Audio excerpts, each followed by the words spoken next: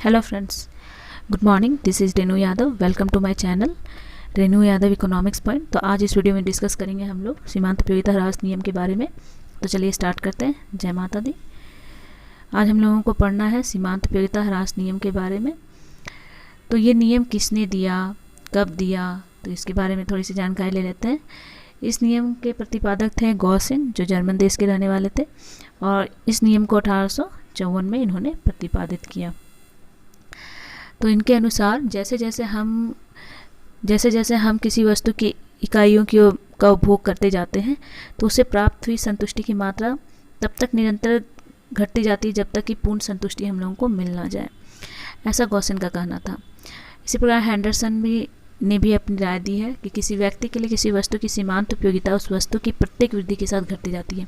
मतलब आप एक वस्तु यूज़ कर रहे हैं, फिर उसकी दूसरी इकाई, तीसरी इकाई, चौथी इकाई, तो प्रति इकाई का प्रयोग जैसे जैसे बढ़ते जाता है उसकी संतुष्टि घटते जाती है। तो उपयोगिता ह्रास नियम की व्याख्या हम लोग करेंगे। ये नियम की व्याख्या हम लोग इस प्रकार कर सकते हैं, जैसे कि ये नियम क्या कहता है।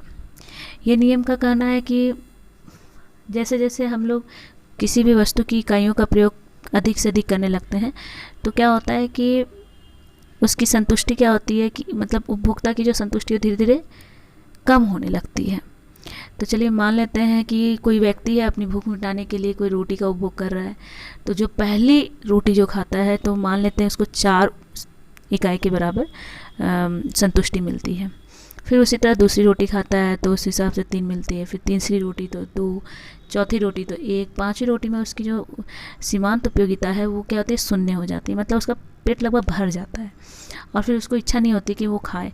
तो जैसे जैसे हम किसी इकाई का उपभोग करते जाते हैं तो हमारा मन क्या होता है, धीरे धीरे भरने लगता है। तो उसको सीमांत उपयोगिता कहते हैं। संतुष्ट होने लगते हैं हम लोग।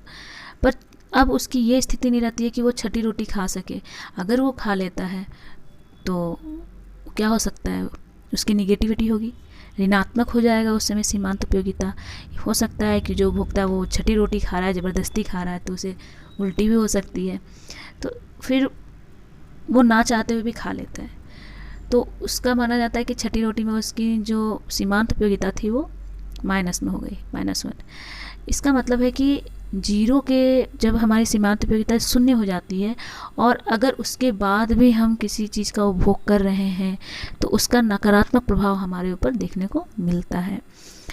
तो उसी तरह 7वीं रोटी भी उस व्यक्ति ने उपभोग कर लिया तो उसकी सीमांत उपयोगिता -2 हो गई।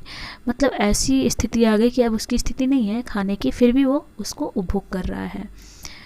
तो इस तरह से हम देख सकते हैं कि जैसे जैसे हम किसी वस्तु का उपभोग करते जाते हैं उसकी सीमांत उपयोगिता क्या होती है, कम होती जाती है। तो यहाँ पे चित्र के माध्यम से हम लोग दिखा सकते हैं कि x अक्ष पर रोटी की इकाइयाँ ली गई हैं और y अक्ष पर सीमांत उपयोगिता ली गई है। तो सीमांत उपयोगिता रेखा घटते क्रम में दिखाया जा रहा है और एक डाउनवर्ड स्लोप है। तो इस चित्र से आप लोग समझ सकते हो। आगे हम लोग देखते हैं सीमांत उपयोगिता ह्रास नियम के क्या कारण हैं, क्यों सीमांत उपयोगिता में कमी आती है। तो पहला है कि आवश्यकता विशेष की पूर्ण रूपेण संतुष्टि की जा सकती है। मतलब ऐसा मान लेते हैं कि जो आवश्यकताएं हैं उसको पूर्ण रूप से हम लोग संतुष्ट कर सकते हैं, ऐसा मानकर चलते हैं। दूसरा है कि सभी वस्तु एक दूसरे से पूर्णतया प्रतिस्थापन नहीं है। मतलब इसमें एक चीज़ होता है कि कोई भी वस्तु पूर्ण रूप से प्रतिस्थापित नहीं हो सकती है, ऐसा इस नियम में कहा गया है। उसके बाद आते हैं सीमांत उपयोगिता ह्रास नियम की कुछ मान्यताएं हैं, कुछ सीमाएं हैं जो इस नियम के लिए महत्वपूर्ण है। और हर नियम की कुछ मान्यताएं होती हैं, सीमाएं होती हैं।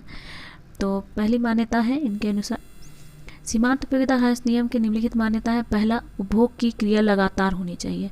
मतलब अगर कोई व्यक्ति किसी वस्तु का उपभोग कर रहा है तो उसको कंटिन्यू करना है जब तक कि उसको संतुष्टि ना हो जाए, उसका मन ना भर जाए। दूसरा, उपभोक्ता की मानसिक स्थिति में परिवर्तन नहीं होना चाहिए। मतलब उपभोक्ता का मन चेंज नहीं होना चाहिए कि अगर हम अभी रोटी खा रहे हैं तो रोटी छोड़ के हम ब्रेड खा लें, ऐसा नहीं। या फिर हम कुछ और खा लें, ऐसा नहीं है। रोटी खा रहा है तो रोटी ही खाना होगा उसको। तीसरी है कि जो वस्तु की काया पर्याप्त होनी चाहिए। मतलब जो वस्तु है, मतलब उसकी जो इकाइयाँ हैं, इसकी जो इकाइयाँ हैं वो पर्याप्त होनी चाहिए।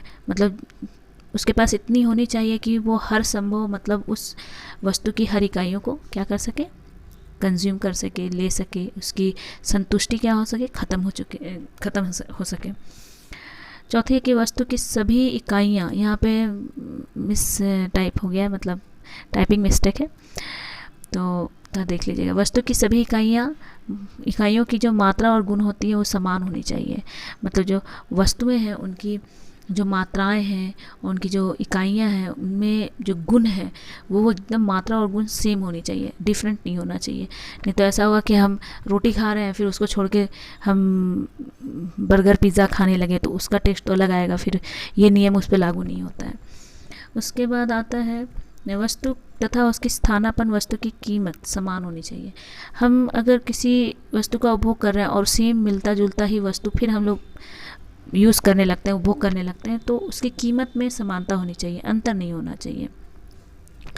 उसके बाद आते हैं उपभोक्ता की आय में परिवर्तन नहीं होना चाहिए। उपभोक्ता की एक निश्चित आय होनी चाहिए जिस आय में वो संतुष्टि प्राप्त करना चाहता है। उपभोक्ता का फैशन, आदत और रुचि भी समान होना चाहिए। जब हम किसी वस्तु का उपभोग कर रहे होते हैं तो उपभोक्ता की जो फैशन, आदत, जो रुचि होती है उसको समान रखना है, उसमें किसी तरह का परिवर्तन नहीं लाना है, क्योंकि यह नियम एक स्थिर कुछ मान्यताओं पे लागू होता है। और अगर हम लोग बार बार अपनी आदतों को बदलेंगे खाने उपभोग के क्रम में तो सही रिज़ल्ट या सही परिणाम नहीं मिलेगा। तो ये मान्यताएं हैं जो लागू होती हैं इस नियम पर। तो ये तो छोटा सा टॉपिक था सीमांत उपयोगिता ह्रास नियम का। ऐसे छोटी छोटी टॉपिक्स लेकर मैं आऊँगी ताकि आपके कॉन्सेप्ट क्लियर हो सके। तो अगर यह वीडियो आपको पसंद आता है तो मेरे चैनल को सब्सक्राइब करें, मेरे वीडियो को लाइक करें और बेल आइकन बटन को दबाना ना भूलें। Thank you.